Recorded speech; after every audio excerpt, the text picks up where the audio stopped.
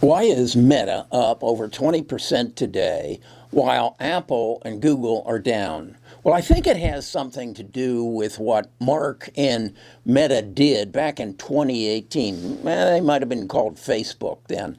What they did was they created a basics program, is what it was called. And what it was designed to do was deliver internet service to those who didn't have it, to make it affordable, give them access, and give them awareness of what was available. As a result of that, yesterday, and then again today, 38% of the world's population have access to the internet. That's right. Mark went out and went to over 60 countries in Asia and Africa and around the world and said, look, I'll help you deliver internet to them, and in exchange, I want them to have access to Meta, to the Meta platforms. And as a result, yesterday, 3.18 billion people had access and used Meta's platforms. That's why their stock is up and Apple and Google's aren't. What Mark did was increase his TAM,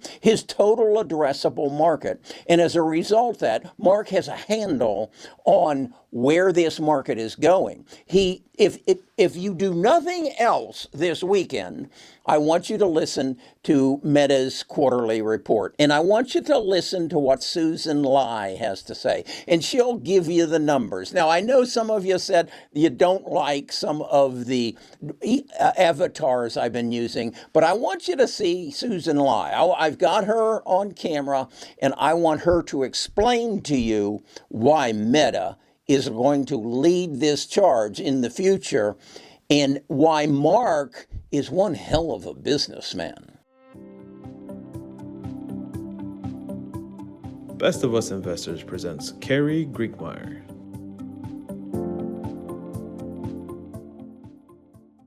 Now, let me introduce you to Susan Lai. She's the Chief Financial Officer of Meta, and she has a good handle. Pay real close attention as to where the growth in Meta, the 24%, the 21%, is coming from, and then compare it to the growth from the United States at 19%. This is an expansion of their TAM, total addressable market.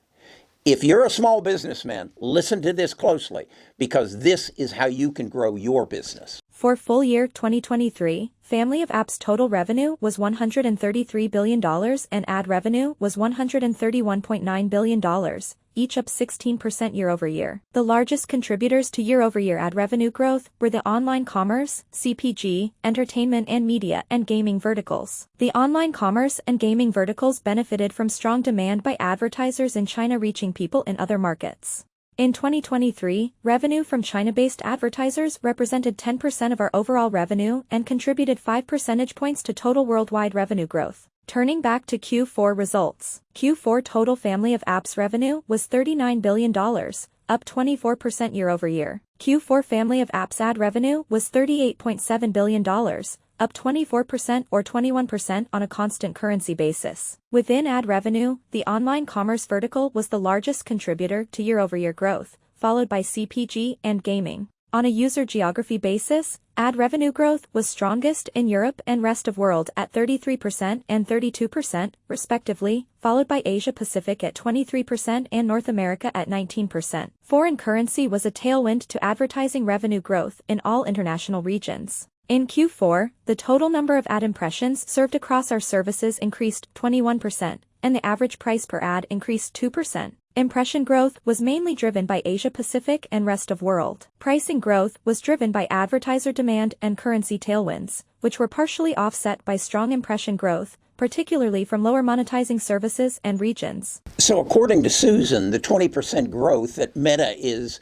experiencing is coming from their foreign countries. They laid the work back in 18, 19, 20, 21, 22 to build this TAM, to build this other opportunity away from the United States. The United States, North America, was the slowest growing of the elements that they had. And I understand that. My grandkids don't use Facebook. They don't use Meta. I know they use Instagram, but Mark has put himself in a position to grow this business even beyond. Now, what also Mark goes into is, unlike some of the others who are developing AI platforms, Meta has an open source. And what that means is that it's open to anybody to come and look at and to work with and make improvements on. And what he says that gives them the opportunity is to come in contact with some of the best engineers in the world and then bring them on to work with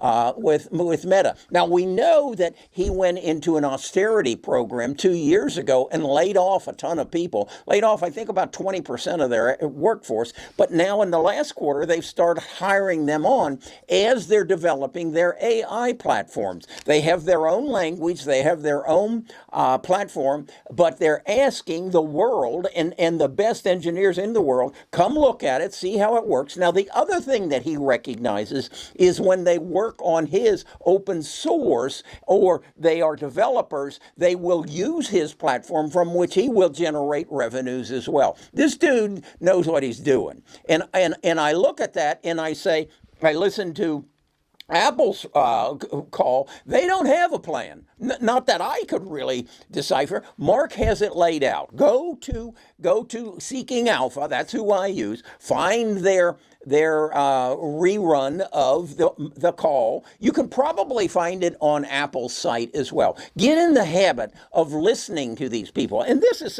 if you really want to be an investor and if you want to be smart, why wouldn't you get access or take access to the smartest people in the world, the richest people in the world, who are willing to sit down with you? Although Mark it sounded like was on a telephone, but he gave a introduction of, I would guess, about 12 minutes, maybe even longer than that.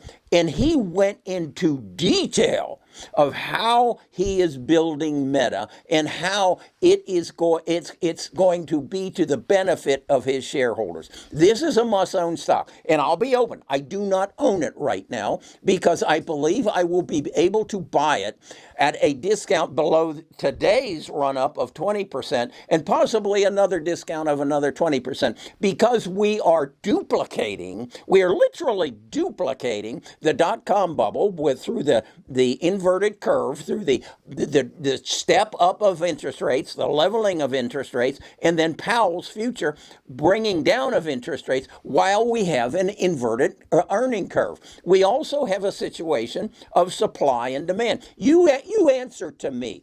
They can't move oil through the Red Sea, but your gas prices aren't going up. Why is that? What? Because of supply and demand. Because you are sitting at home working and you're not going into the office, so the demand for oil is lower than the supply, even though you can't move it through the Red Sea. So we have an economy that is, the numbers don't match up with the facts. And when that happens, remember the subprime crisis, when the numbers didn't match up with the facts and we had a super macro crash of 50%. It wasn't because Apple wasn't doing well. It wasn't because Amazon wasn't doing well. It's because the banks screwed up. Now, the banks didn't screw up on this. This is a fact that it is an unintended consequence of the corona crisis. You're not going into work. 40% of the buildings in New York, Atlanta, San Francisco, Chicago are empty. And they have mortgages on them. And we just had 3 banks announce in the last 2 days that they've had more write-downs. That is, that building isn't worth $10 million.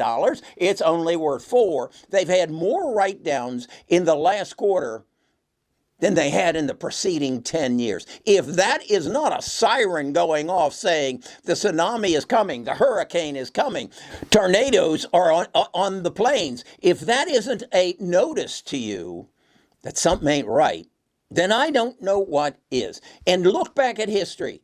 It happened before. It's lined up. It's going to happen again. But Meta is a stock you want to buy when it goes on discount. There is just no doubt in my mind. We'll talk more about super macro computer. Do you know what they do? If you own them and you don't know what they do, then you don't understand what exposure they have in the future. All right, I'm Kerry Grinkmeyer. I'm a retired financial advisor. I'm having a hell of a time because I believe I've got a handle on this market that the talking heads on TV haven't realized yet, or at least they're not sharing it with you.